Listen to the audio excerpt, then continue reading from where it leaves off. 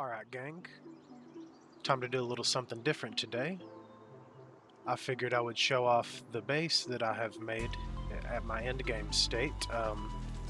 This is a save that I have 100% completed the PAL deck on. I've done practically everything in the game. I have all of the fast travels. I think the only thing that I'm lacking is technology on this, which I just need to farm dungeons and I'll be able to learn the rest of the technologies. But yeah, this is what an endgame base looks like. It's a little shoddy because I'm an ARC player by trade, but we've got all the basic stuff you need, giving everyone good beds so that they can work hard. Got our little storage area with the tier 3 assembly lines over here. Let me hop off and give you the walkthrough here. So you leave plenty of space with these so people can access them. Over here we have our shipping containers for our storage.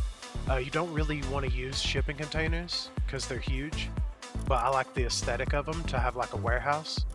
So that's why I do this. Utilize signs to tell you what goes where, all that good stuff. Got a nice little role-playing break room here. Love the aesthetic pieces that this game offers. It's actually really nice. I probably am going to end up messing around a little more with some prettier looking stuff. Got our electric and electric amenity over here. Of course, we've got Big Boss Playa handling the electric for us.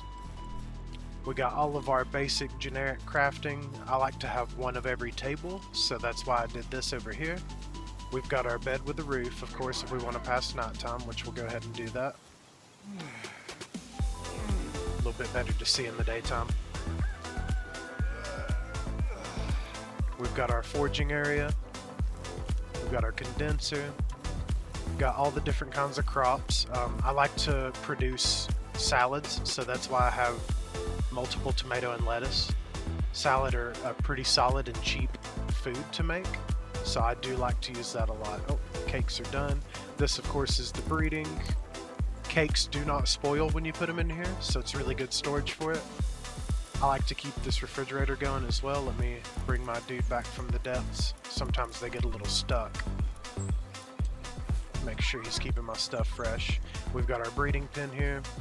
We've got our ranch here for the things that we need to passively farm. This Vixie is a tier 3 condensed Vixie, so it produces megaspheres, which I think is quite nice. For an early game setup, a mega Vixie like that is very, very, very handy. We also have our incubators up top here. Now this, you don't need as many incubators as this on single player. I just like to pop a bunch of eggs at once. I also have my egg turned down to 0 so they insta-pop. I don't want to waste time waiting, you know. This isn't official, so I don't really care about spending the proper time to hatch them. You shouldn't either, unless you're on official, because you're forced to at that point. Now, I'll show you guys another cool trick over here. As you probably have noticed, oh yeah, my slave bin over here. Everyone has to have a good slave bin, by the way. Highly recommend it. But as you've noticed, my foundations are quite low. So, the way that I accomplished this was by looking, so as you see, it snaps to a certain level, right? But if you look far enough out,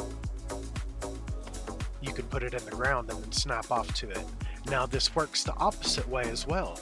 So you're looking out and you're like, oh, this is in the ground, but if you look up, you can actually raise your foundations as well. And that is basically how I did this. Now, if you are unofficial, I do not recommend lowering your foundations because I believe that my lowered foundations were destroyed due to anti-mesh. Because I did this on official. I set up a big flat area with lowered mesh, or lowered foundations into the mesh, and then when I logged on today it was all destroyed, which luckily I built most of my stuff on the ground, so I didn't lose anything other than those foundations, but that was an interesting occurrence. Now, aside from that, that's the normal base. This is the area we're in. It's very nice. It's got multiple locations, so if you like playing multiplayer, you can have the whole gang here. There's another arguably better spot that's right up here. Now this area, you can build right at the S bend here, and you can actually take advantage of this, the full circle of your base. Let me clean the ops up real quick. And as you can see, you got metal, stone, wood. All your early game resources can be handled here. That being said, this is on Icewind Island. It's got an Alpha Dumud, Alpha Nightwing, right next to the Forgotten Island, which has church ruins, so you don't have to build a Statue of Power only for your quest. You can break it after that. Fellbat Alpha over here for a little bit of early game farming. Another good base spot over here that I picked out. Bunch of good base spots between these two islands. Now, what I like particularly about these islands is you can start here. You can die and respawn on either of these islands. Having a Dumud here is very good for mining early game. Having a Nightwing here is very good for an early game flyer, and it's an alpha, so it'll be theoretically a little bit stronger, right? Now beyond that, of course, the classic mine location, I have it for my metal base. We'll actually showcase that as well. Mine's a little sloppy. I haven't made it very efficient yet.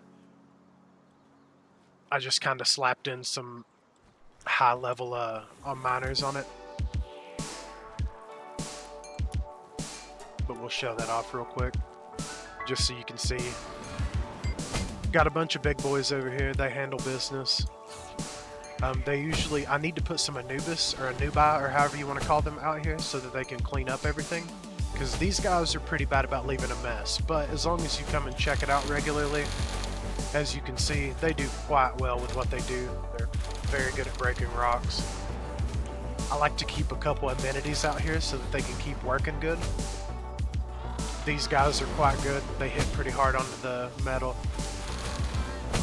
Tombat works through the night and he carries, so he's pretty solid as well. This place was actually primarily Tombats and Pin Kings when I first started it, but as I've transitioned to late game, I've replaced it with Blazamut and Astagon, because they are quite goated when it comes to metal farming. Got a Ragnahawk here for transporting. Probably need a couple more tier 3 transporters, but I make good enough here that I don't really need to, so I'm not that sweating it.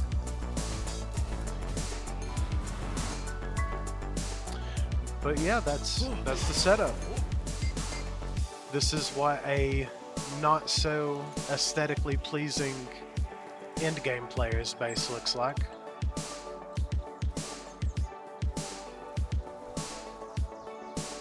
And the area is quite peak. This is very good. I didn't live here the whole game. I used to live here in this spot, but this is a little bit more dangerous for early game. So you only want to come here mid game around 20 or 30, because there's B guards, there's the Masandas or Masandas or whatever you want to call them, and there's a bunch of ops out here, a bunch of occultists.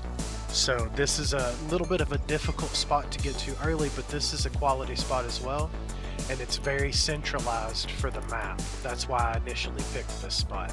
You could clear some of these other spots out as well in here and have a very centralized location, but for an end game base, I personally wanted a little bit of freedom, because those are a little bit tighter, and I wanted a perfectly flat base. So that's why we ended up with this. But yeah, I hope you guys enjoyed this. I usually don't do too much of a long form content type stuff. I might do more in the future, I would like to, but I stream every day on Twitch. That's where I've made most of this progress from. Beautiful view over here, I love this. If you guys want to see what I do live, I'm twitch.tv/LaFreaky, just LaFreaky. You guys are more than welcome to come kick it with us. We do grinding and stuff, try to do elite gamer moves. Sometimes it works, sometimes it doesn't, but we're out here. If you enjoyed this, as always, like and subscribe, and leave me some feedback in the comments. Let me know what you think about it.